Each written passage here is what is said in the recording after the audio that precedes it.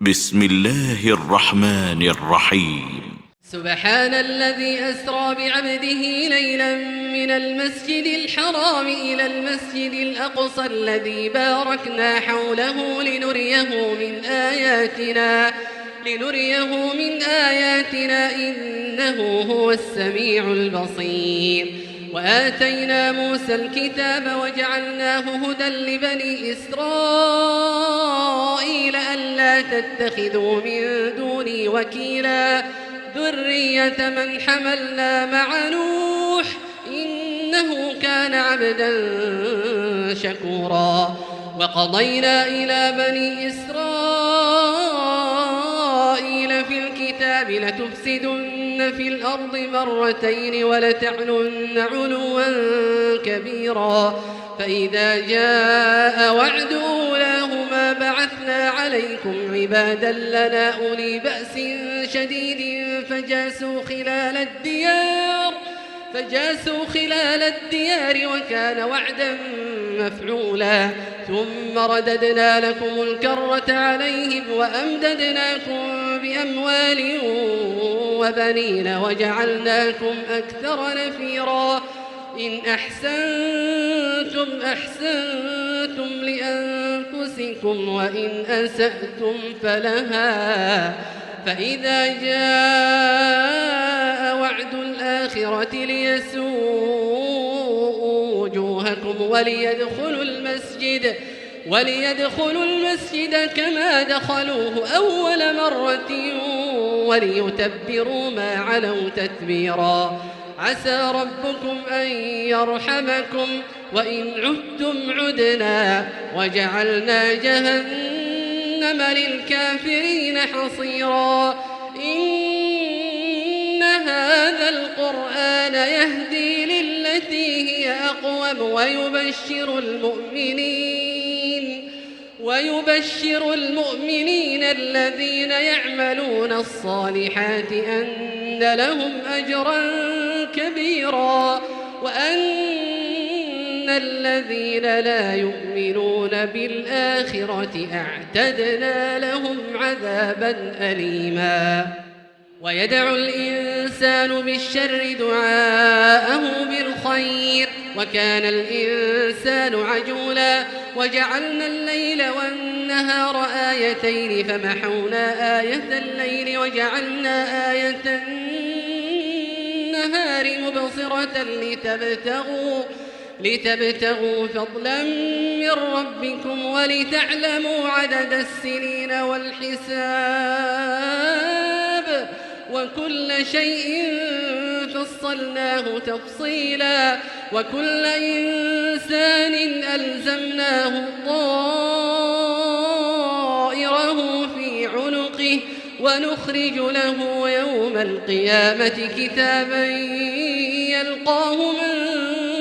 منشورا. اقرأ كتابك كفى بنفسك اليوم عليك حسيبا. من اهتدى فإنما يهتدي لنفسه ومن ضل فإنما يضل عليها ولا تزر وازرة وزر أخرى وما كنا معذبين حتى نبعث رسولا. وإذا أردنا أن نهلك قرية أمرنا متر فيها ففسقوا فيها فحق عليها القول فدمرناها تدميرا. وكم أهلكنا من القرون من بعد نوح وكفى بربك بذنوب عباده خبيرا بصيرا. من كان يريد العاجلة عجلنا له فيها ما نشاء لمن نريد ثم جعلنا له جهنم يصلاها مذموما مدحورا. ومن أراد الآخرة وسعى لها سعيها وهو مؤمن فأولئك كان سعيهم مشكورا. كلا نمد هؤلاء وهؤلاء من عطاء ربك وما كان عطاء ربك محظورا انظر كيف فضلنا بعضهم على بعض وللآخرة أكبر درجات وأكبر تفضيلا لا تجعل مع الله إلها آخر فتقعد مذموما مخذولا وقضى ربك ألا تعبدوا إلا إياه وبالوالدين إحسانا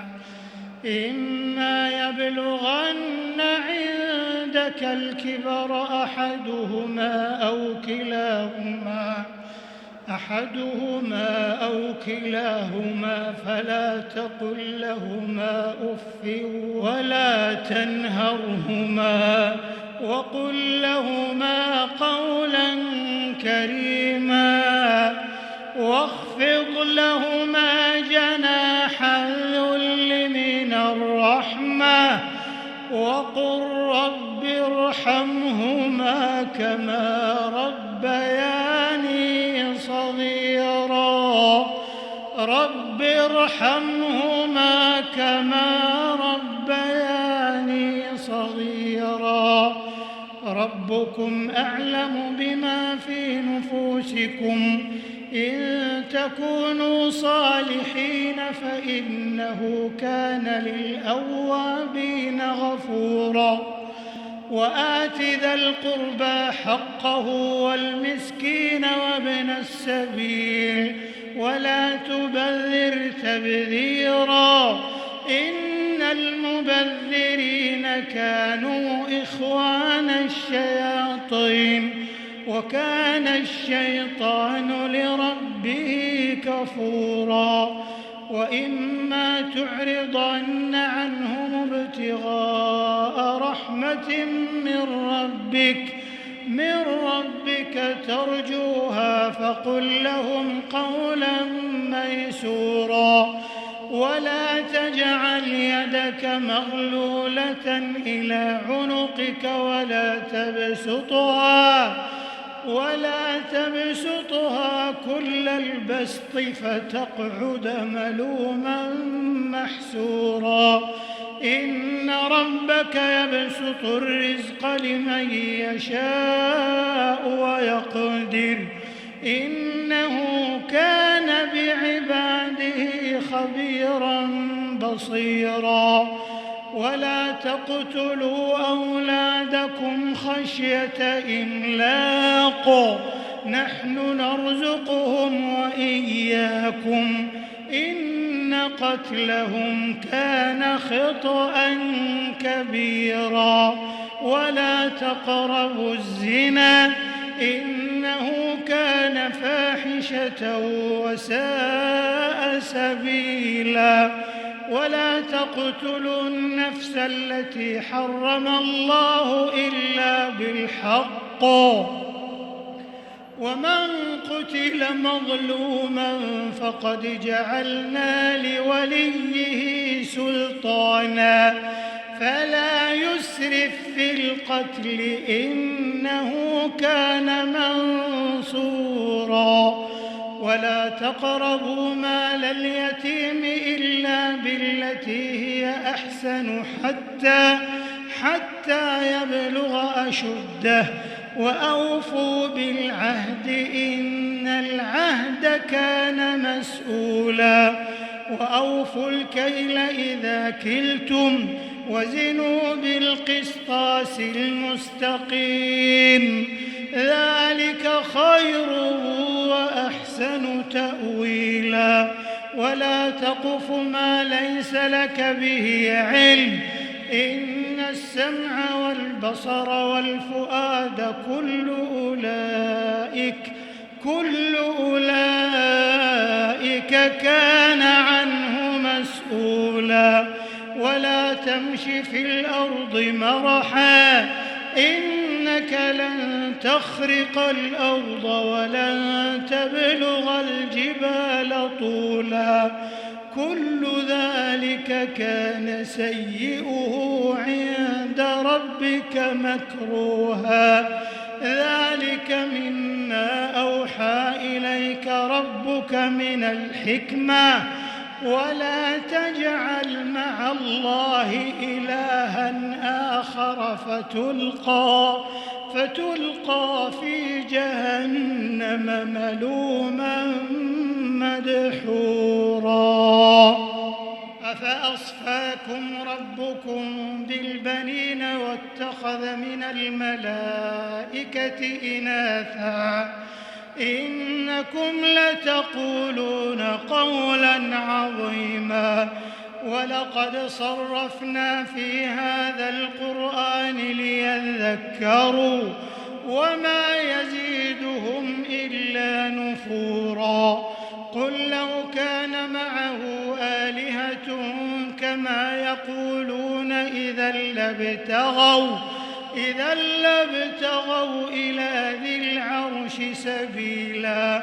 سبحانه وتعالى عما يقولون علوا كبيرا تسبح له السماوات السبع والأرض ومن فيهن وإن من شيء إلا يسبح بحمده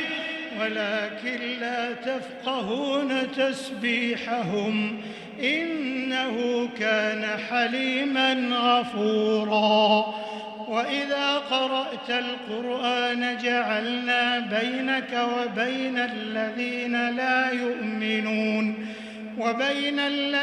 لا يؤمنون بالآخرة حجابا مستورا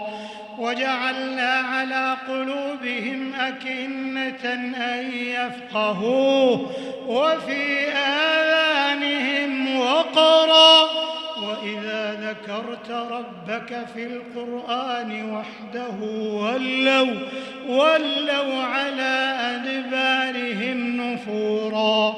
نحن أعلم بما يستمعون به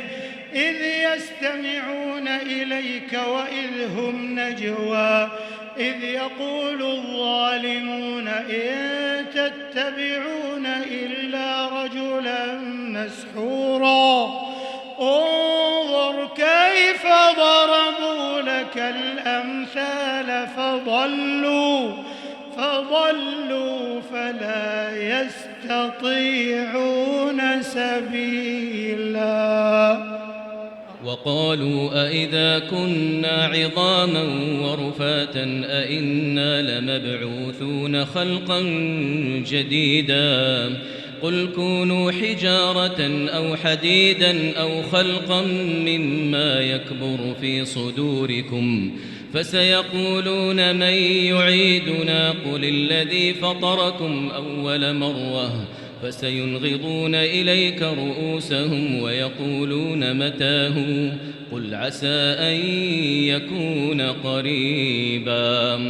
يوم يدعوكم فتستجيبون بحمده وتظنون إن لبثتم إلا قليلا وقل لعبادي يقولوا التي هي أحسن إن الشيطان ينزغ بينهم إن الشيطان كان للإنسان عدوا مبينا ربكم أعلم بكم إن يشأ يرحمكم أو إن يشأ يعذبكم وما أرسلناك عليهم وكيلا وربك أعلم بمن في السماوات والأرض ولقد فضلنا بعض النبيين على بعض وآتينا داود زبورا قل ادعوا الذين زعمتم من دونه فلا يملكون كشف الضر عنكم ولا تحويلا أولئك الذين يدعون يبتغون إلى ربهم الوسيلة أيهم أقرب ويرجون رحمته ويخافون عذابه إن عذاب ربك كان محذورا وإن من قرية إلا نحن مهلكوها قبل يوم القيامة أو معذبوها عذابا شديدا كان ذلك في الكتاب مسطورا وما منعنا أن نرسل بالآيات إلا أن كذب بها الأولون وآتينا ثمود الناقة مبصرة فظلموا بها وما نرسل بالآيات إلا تخويفا وإذ قلنا لك إن ربك أحاط بالناس وما جعلنا الرؤيا التي أريناك إلا فتنة للناس والشجرة الملعونة في القرآن ونخوفهم فما يزيدهم إلا طغيانا كبيرا وإذ قلنا للملائكة اسجدوا لآدم فسجدوا إلا إبليس قال أسجد لمن خلقت طينا قال أرأيتك هذا الذي كرمت علي لئن أخرتني إلى يوم القيامة لأحتنكن ذريته إلا قليلا قال اذهب فمن تبعك منهم فإن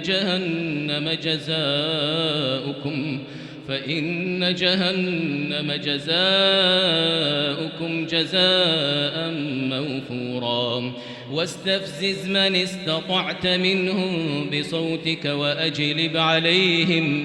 وأجلب عليهم بخيلك ورجلك وشاركهم في الأموال والأولاد وعدهم وما يعدهم الشيطان إلا غرورا إن عبادي ليس لك عليهم سلطان وكفى بربك وكيلا ربكم الذي يزجي لكم الفلك في البحر لتبتغوا من فضله إنه كان بكم رحيما وإذا مسكم الضر في البحر ضل من تدعون إلا إياه فلما نجاكم إلى البر أعرضتم وكان الإنسان كفورا أفأمنتم أن يخسف بكم جانب البر أو يرسل عليكم حاصبا ثم لا تجدوا لكم وكيلا أم أمنتم أن يعيدكم فيه تارة أخرى فيرسل عليكم قاصفا من الريح فيغرقكم بما كفرتم ثم لا تجدوا لكم علينا به تبيعا ولقد كرمنا بني آدم وحملناهم في البر والبحر ورزقناهم من الطيبات وفضلناهم على كثير ممن خلقنا تفضيلا يوم ندعو كل أناس بإمامهم فمن أوتي كتابه بيمينه فأولئك يقرؤون كتابهم ولا يظلمون فتيلا ومن كان في هذه أعمى فهو في الآخرة أعمى وأضل سبيلا وإن كادوا ليفتنونك عن الذي أوحينا إليك لتفتري علينا غيره وإذا لاتخذوك خليلا ولولا أن ثبتناك لقد كدت تركن إليهم شيئا قليلا إذا لأذقناك ضعف الحياة وضعف الممات ثم لا تجد لك علينا نصيرا وإن كادوا ليستفزونك من الأرض ليخرجوك منها وإذا لا يلبثون خلافك إلا قليلا سنة من قد أرسلنا قبلك من رسلنا ولا تجد لسنتنا تحويلا أقم الصلاة لدلوك الشمس إلى غسق الليل وقرآن الفجر إن قرآن الفجر كان مشهودا ومن الليل فتهجد به نافلة لك عسى أن يبعثك ربك مقاما محمودا وقل رب أدخلني مدخل صدق وأخرجني مخرج صدق واجعل لي من لدنك سلطانا نصيرا وقل جاء الحق وزهق الباطل إن الباطل كان زهوقا وننزل من القرآن ما هو شفاء ورحمة للمؤمنين ولا يزيد الظالمين إلا خسارا وإذا أنعمنا على الإنسان أعرض ونأى بجانبه وإذا مسه الشر كان يئوسا قل كل يعمل على شاكلته فربكم أعلم بمن هو أهدى سبيلا ويسألونك عن الروح قل الروح من أمر ربي وما أوتيتم من العلم إلا قليلا ولئن شئنا لنذهبن بالذي أوحينا إليك ثم لا تجد لك به علينا وكيلا إلا رحمة من ربك إن فضله كان عليك كبيرا قل لئن اجتمعت الإنس والجن على أن يأتوا بمثل هذا القرآن لا يأتون بمثله ولو كان بعضهم لبعض ظهيرا ولقد صرفنا للناس في هذا القرآن من كل مثل فأبى أكثر الناس إلا كفورا وقالوا لن نؤمن لك حتى تفجر لنا من الأرض ينبوعا أو تكون لك جنة من نخيل وعنب فتفجر الأنهار خلالها تفجيرا أو تسقط السماء كما زعمت علينا كسفا أو تأتي بالله والملائكة قبيلا أو يكون لك بيت من زخرف أو ترقى في السماء ولن نؤمن لرقيك حتى تنزل علينا كتابا نقرأه قل سبحان ربي هل كنت إلا بشرا رسولا وما منع الناس أن يؤمنوا إذ جاءهم الهدى إلا أن قالوا أبعث الله بشرا رسولا قل لو كان في الأرض ملائكة يمشون مطمئنين لنزلنا عليهم من السماء ملكا رسولا قل كفى بالله شهيدا بيني وبينكم إنه كان بعباده خبيرا بصيرا ومن يهد الله فهو المهتد ومن يضلل فلن تجد لهم أولياء من دونه ونحشرهم يوم القيامة على وجوههم عميا وبكما وصما مأواهم جهنم كلما خبت زدناهم سعيرا ذلك جزاؤهم بأنهم كفروا بآياتنا وقالوا أئذا كنا عظاما ورفاتا أئنا لمبعوثون خلقا جديدا أولم يروا أن الله الذي خلق السماوات والأرض قادر على أن يخلق مثلهم وجعل لهم أجلا لا ريب فيه فأبى الظالمون إلا كفورا قل لو أنتم تملكون خزائن رحمة ربي إذا لأمسكتم خشية الإنفاق وكان الإنسان قتورا ولقد آتينا موسى 9 آيات بينات فاسأل بني إسرائيل إذ جاءهم فقال له فرعون إني لأظنك يا موسى مسحورا قال لقد علمت ما أنزل هؤلاء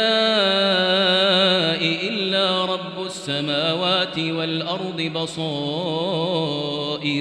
وإني لأظنك يا فرعون مثبورا فأراد أن يستفزهم من الأرض فأغرقناه ومن معه جميعا وقلنا من بعده لبني إسرائيل اسكنوا الأرض فإذا جاء وعد الآخرة جئنا بكم لفيفا